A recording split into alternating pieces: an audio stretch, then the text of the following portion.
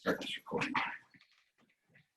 Did the video help last time with the visualization of traveling waves, or a little bit?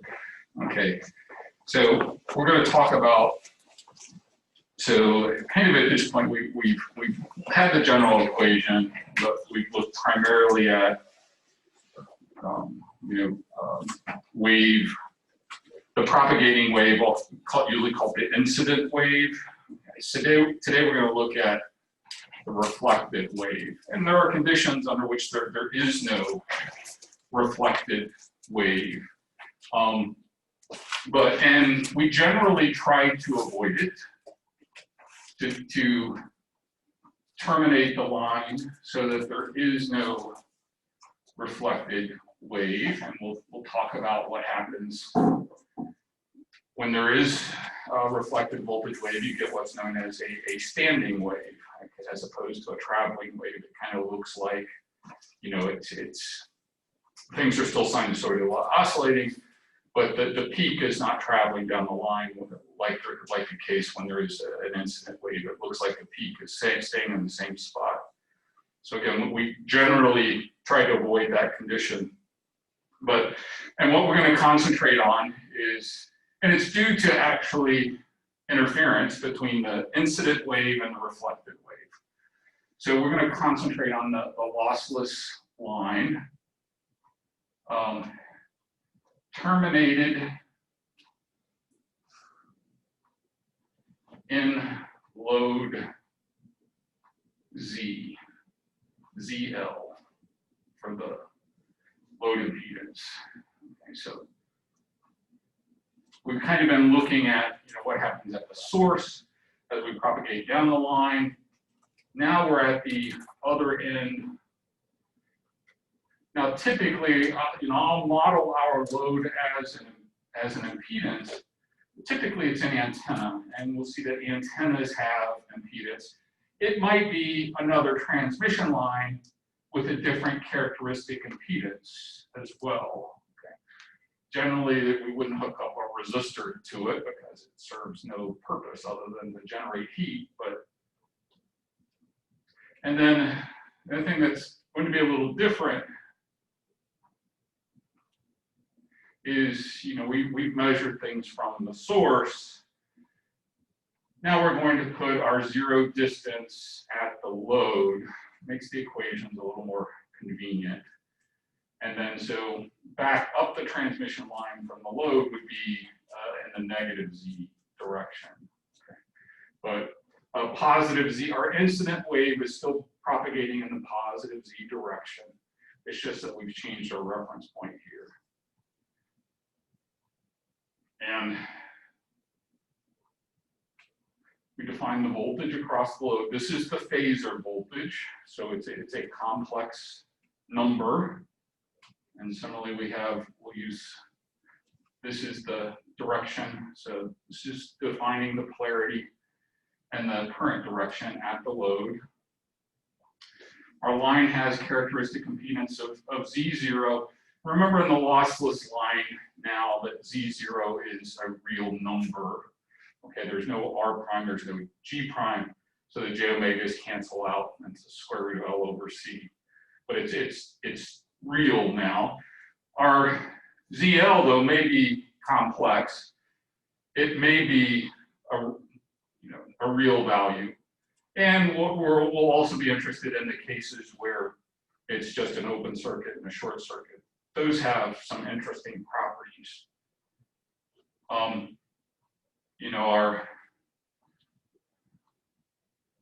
This is our incident wave, V plus, and then now we're going to have a reflected wave. We've had that before. So our general equation for our phasor voltage is the sum of these two.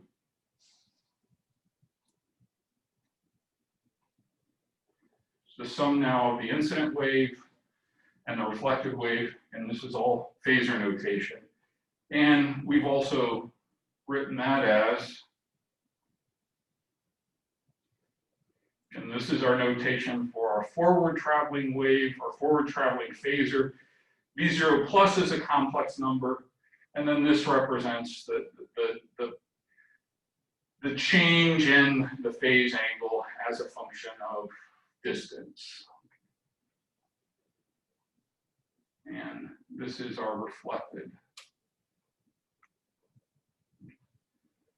Now, at the load,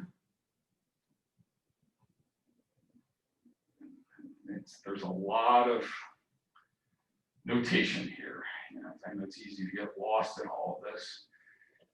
So V of 0 would be the voltage across our load. Ohm's law applies there. And we'll do that in just a minute. But with Z equal to 0, these two terms are 1. E to the J minus J0 is 1. E to the plus J0 is 1. So this is just the sum of those two constant terms. And this is actually the phasor corresponding to our forward propagating wave. We multiply by e to the j omega t and take the real part to get the cosine that's propagating that way. And that's what we saw last time. This represents a sinusoidal wave that's propagating to my left in the negative z direction, the second part here. And then, so similarly,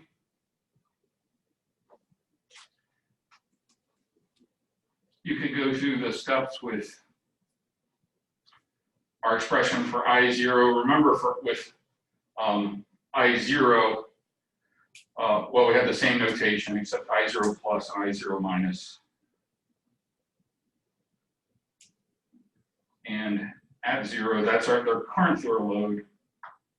And that's I0 plus I0 minus. But what we saw last time, substituting, I think it was last time we introduced characteristic impedance, and maybe in the lecture before that. But there's a relationship between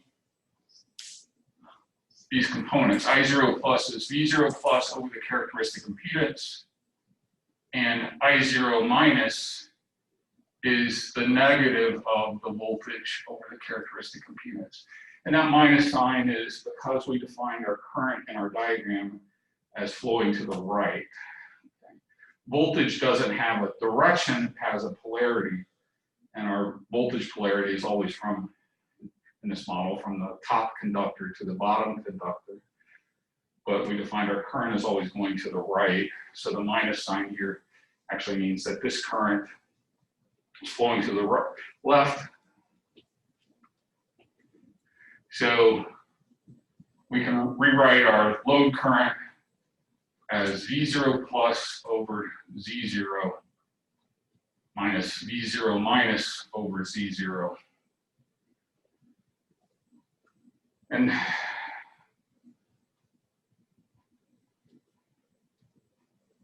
we also have another relationship between our voltage and current, and that's the Ohm's law relationship due to this is how ZL is actually defined. It's the ratio of the voltage at our line termination to the current through that load. So plugging in our expressions for VL, which is V0 plus V0 minus over, and then using our expression for IL, V0 plus over Z0 minus V0 minus over Z0. And finally, we get the result we were after. Solving for V0 minus, it's an expression for V0 minus, the reflected wave amplitude, if you will. It is the wave amplitude, but it is. it's ZL minus Z0 over ZL plus Z0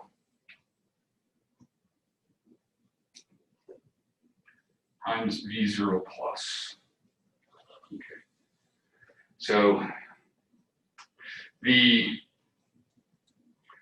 reflected wave amplitude, of course, depends on the incident wave amplitude, but then it also depends on this term that just involves ZL and the characteristic impedance of my line. Okay, again, and for a lossless line, Z0 is a real number. ZL in general can be real, it can be imaginary, it can be complex. Okay. So this term is typically complex. We give it a name or assign it a variable. That's the Greek letter gamma, uppercase gamma. It's called the voltage reflection coefficient. So where gamma is equal to ZL minus C0 over ZL plus C0. And it's the voltage reflection coefficient. And similarly, you can show that I0 minus is negative gamma, I0 plus. Okay. So it's also the current reflection coefficient. Okay. The same gamma, except there's a phase change here. Keep in mind that these are all complex numbers, right, that represent the amplitude of our incident wave and our reflected wave. But now we've got a relationship between the amplitude of the reflected wave and the incident wave. And we'll do more with that.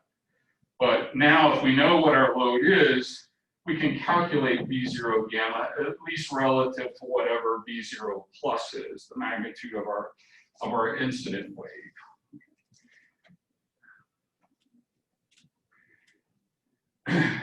But now looking at this voltage reflection coefficient, what's the condition where that voltage reflection coefficient is 0? I mean, that's an interesting value, right? That means there wouldn't be a reflected wave when gamma is 0. What's the relationship between ZL and Z0 for gamma to be 0? They have to be equal to each other, right? Just looking at the numerator, this will be 0 when ZL is equal to Z0. And that's called the matched load case. And that's, ideally, that's what we want in most situations. And there are some interesting applications. We can actually use transmission line as pieces of transmission line as loads. We'll see how that works in a couple lectures. But it's called the matched load case, and it's where the load is equal to the characteristic impedance. So, for the RG59 coax that we've used, the standard value for the characteristic impedance is 75 ohms.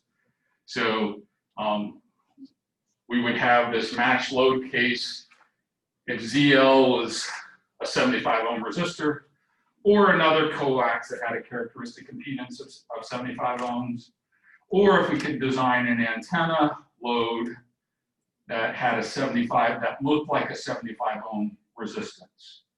Okay, so in that case, the voltage reflection coefficient is 0, which implies that the amplitude of my reflected wave is 0 for both the current, for both the voltage and current, which means that there's no reflection. Now again, for some applications, this is the desired state. We want to do this. Unfortunately, it's not always possible to get that exact match, okay, with your antenna, or there might be a slight mismatch between coaxial cables for whatever reason. and differences in manufacturing, or you just mistakenly hook up two different types of coax that have different characteristic impedances, there'd be a reflection in that case. But if they are matched, if the load is matched to the line, then there's no reflection. Again, typically this is what we want. Again, there's some special applications.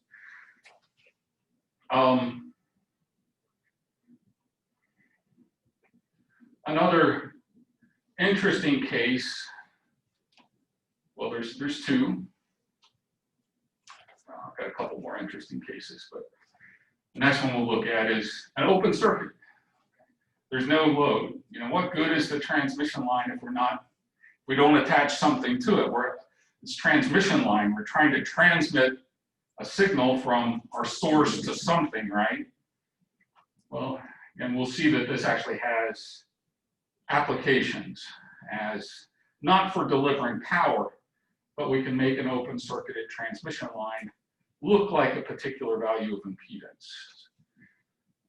So under the open circuit case, with ZL equal to infinity, what is gamma approach?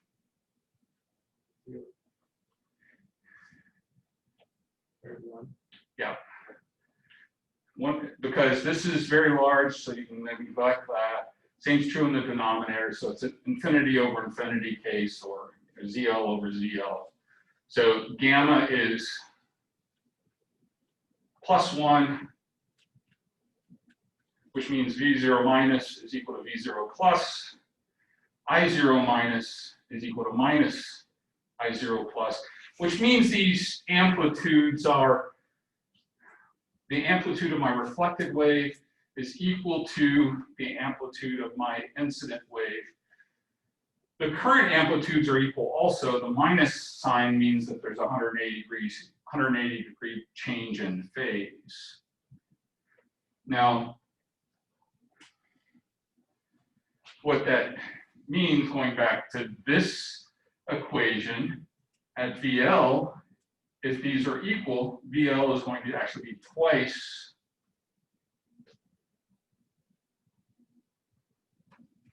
V0 plus, and IL is going to be 0. Here's my IL equation right here. And if I add these two, this is now the negative of that, IL is 0. Which is what you would expect for an open circuit load, right? There is no current to an open circuit, so IL has to be 0. We can have voltage across the open circuit load, and actually we get, at the load, we get twice the voltage magnitude.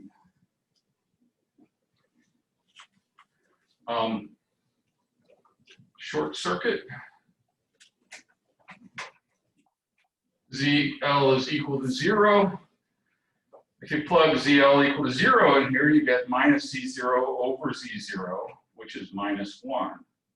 Okay, so this corresponds to the gamma equal minus 1 case. So now V0 is the negative of V0 plus.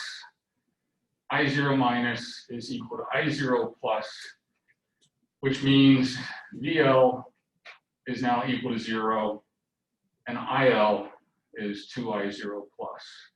So a similar but opposite to the open circuit case, but expected. Across a short circuit, there is no voltage, right? We can have current, in this case, the load current turns out to be twice the peak incident current amplitude.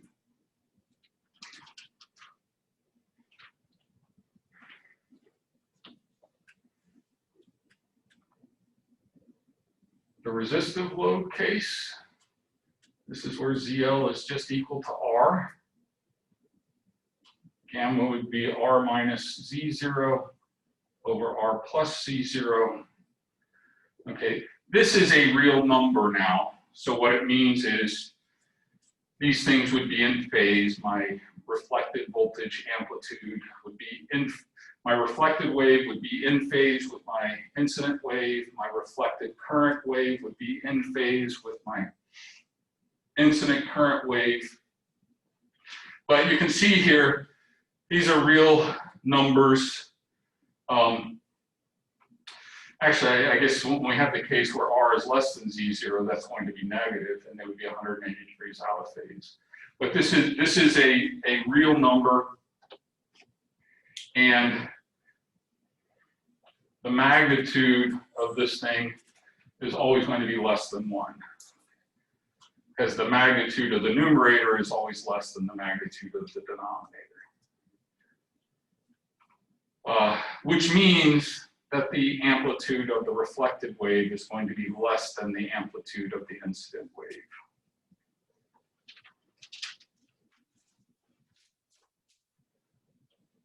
The reactive load, ZL is, in this case now, reactive means it's a purely imaginary impedance, which means it looks like an inductor or a capacitor if X is negative here. Okay, that would be correspond to a capacitive load. Or if X is positive, it looks like an inductive load. In that case, gamma is Jx minus Z0 over Jx plus Z0. And what you can see here, it looks, the magnitude of the numerator is, remember Z0 is entirely real. The magnitude of the numerator would be the square root of Z0 squared plus X squared. The magnitude of the denominator would be Z0 squared plus X squared. So the magnitudes of the numerator and denominator here are equal.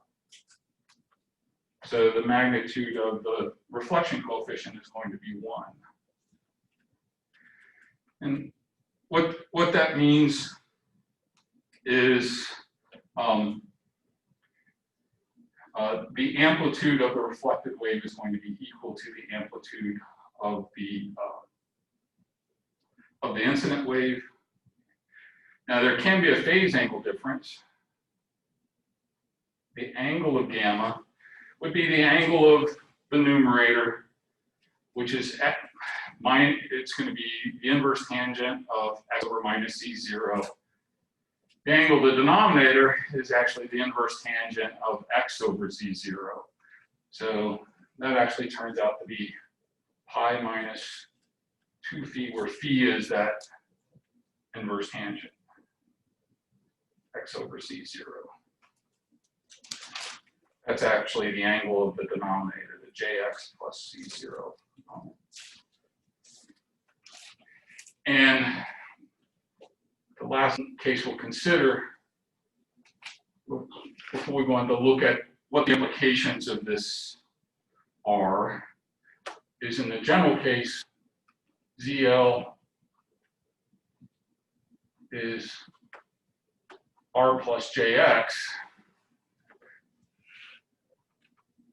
and you can show in that case that the reflection coefficient is always between 0 and 1, depending on what those values are. So the amplitude of our reflected wave is never going to be greater than the amplitude of the incident wave, regardless of the load.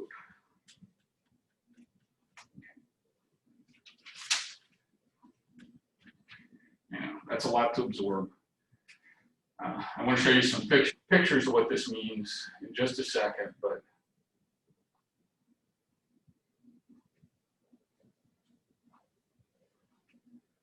when we have this incident wave, we get what's known as a standing wave. And I didn't have time before the lecture this morning to get a video. I'm sure if you Googled standing waves on YouTube, you'd find a nice video of what a standing wave looks like. I'll show you one at the beginning of next lecture. Try to find a good video. But we talk about a traveling wave, which is kind of what we have, which is present when in the matched case. But in general, you're going to get a reflection. That sets up what's known as a standing wave when you have the interference between the two waves. So now we can rewrite our voltage equation as V0 plus e to the minus j beta z plus, now we can write V0 minus as gamma times V0 plus e to the plus j beta z. So all the way over on the left, that equation. So now what I can do is actually factor out the V0 plus.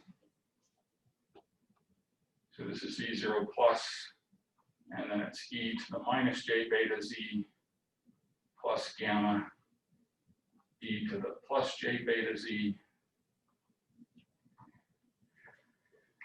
And with this, we can actually calculate the amplitude or the magnitude of this phasor, which would be the corresponding amplitude of our total voltage, the sum of the incident and reflected. And this is actually what you'd see on the line with an oscilloscope.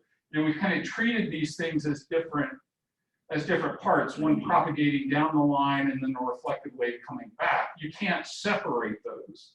All you would see if you hooked up an oscilloscope to different points on that transmission line is the total wave, the incident wave, the incident sinusoid. So our source here is a sinusoidal source. The incident wave plus the reflected wave. And that's what we've been getting at, but we've been using these cases where we've got an infinite transmission line, which means there's never a load to get to, so there's no reflection. But now we're dealing with a more practical case where we terminate the line, and we may get this reflection. So it can be shown, and this is in the text, it's actually just a couple of lines of complex algebra. It's not that hard. It's just I don't want to go forcing you guys to write enough in this class as it is. But the magnitude of this, and this is the total phasor now, is the magnitude of the incident waveform times 1 plus the magnitude of the reflection coefficient squared plus 2 times the magnitude of gamma cosine of 2 beta z plus phi, where gamma in general is this complex thing that has a magnitude and phase, and I'm letting phi is just the phase of that complex number. Okay, so this is the amplitude of the voltage. It varies as a function of distance down the line. That's what z is in here. There's still variation in time because this is a phasor, but there are points along this line, depending on z, where the amplitude of the wave is going to be greater than it is at other points because there's cosine variation here. Again, the thing, in some cases, it'll turn out that this is equal to 0. And so there are certain points on the line where the voltage is actually 0. At other points, this will turn out to be twice as large as Z0. There are other points on the line where the amplitude of the wave is twice the amplitude of the incident waveform. So, and I'll show that in just a second, but similarly you can derive an expression for IZ. It's going to be V0 plus over Z0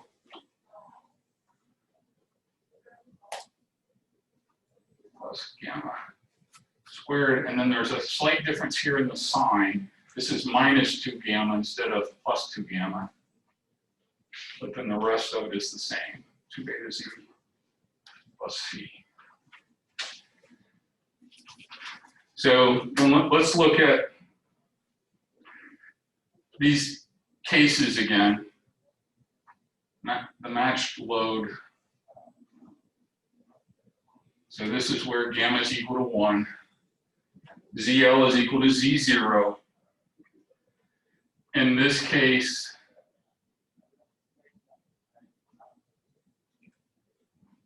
the amplitude here is equal to V0 plus square root of 2 plus 2 cosine of, I'm sorry, got lost in my notes. In this case, the total amplitude is just equal to the amplitude of the incident waveform. There is no reflection in this case. So this doesn't depend on Z. When gamma is equal to 1, the phase angle here is 0. Gamma here, actually over here, 2 plus 2. And then that cosine term disappears. Well, the match load, I was really lost in my notes. Gamma is equal to 0. And this is just 1 because gamma is 0. And similarly for the current,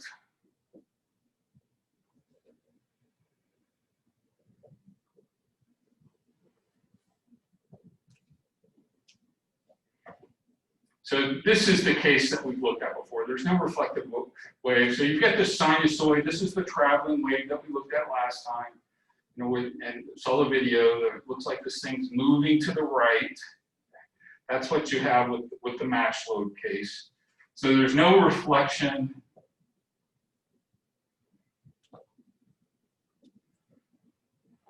No standing wave. And often this is the case we want. The open circuit case, this is where gamma is equal to 1. And now, this is the one I started writing.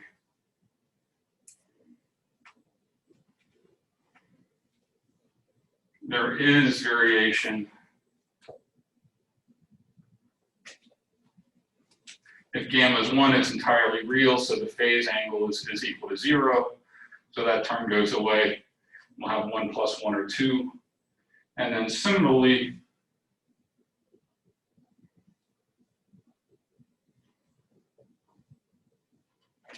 for the current, difference is there's a minus sign.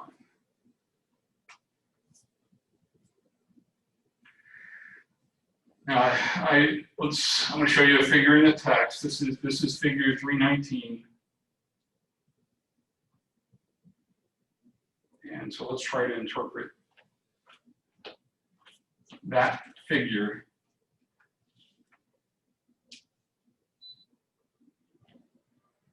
That's a plot of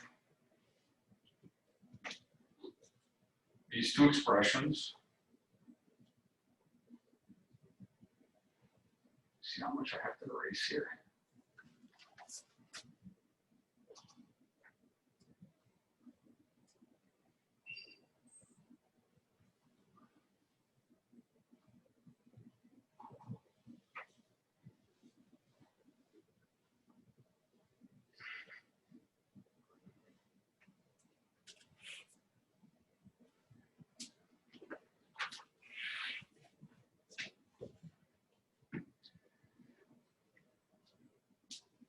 Remember, here's our termination at z equals 0.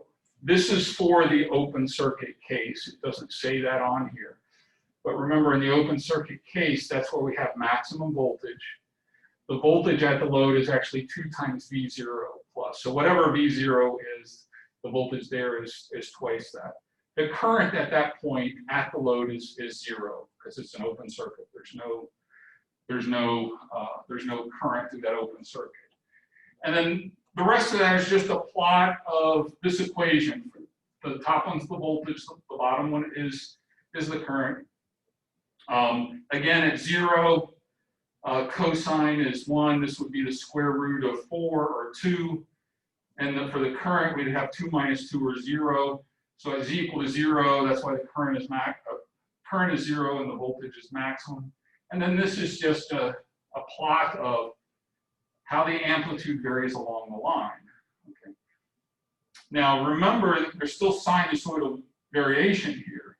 You know, at this point, at the load, the voltage is varying sinusoidally with an amplitude of, let's say this is 1, just for convenience. But the voltage at the load would vary between -2 and +2. Okay, this is a plot of the amplitude. The actual voltage is still sinusoidally varying. What's interesting is there are points on the line here where the voltage is 0. Right? The amplitude, again, it's sinusoidally varying, but it has an amplitude of 0, so there's no voltage. You know, the distance between the peaks here, or between the nulls, is lambda over 2, where lambda is the wavelength in the line. So there are points where, what did I do? Must have hit something. Go into mute mode. I'm standing in the wrong spot. There are points where that voltage reaches a peak, and at other points there are nulls. Of course, our source is down the line that way. So the voltage is a maximum at our load with an open circuit case, and it's 0. Now, when there's no reflection, this is a straight line. The amplitude everywhere, there's still sinusoidal variation, but the amplitude of our voltage is equal to V0 plus, and we just get that constant line here. Again, it would be varying between plus or minus 1 sinusoidal variation in time, but this is a plot of actually the amplitude as a function of distance along the line.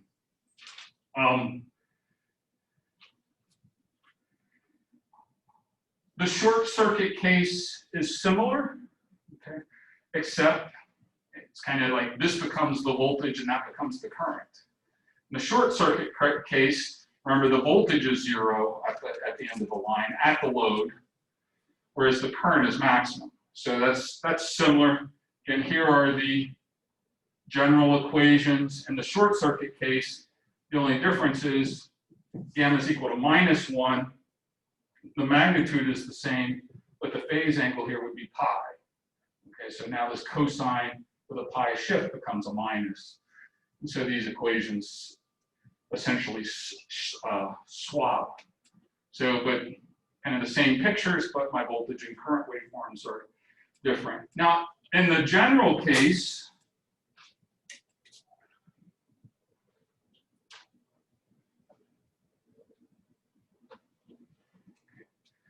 we've looked at where gamma was equal to 1, and we had these zeros and these peaks.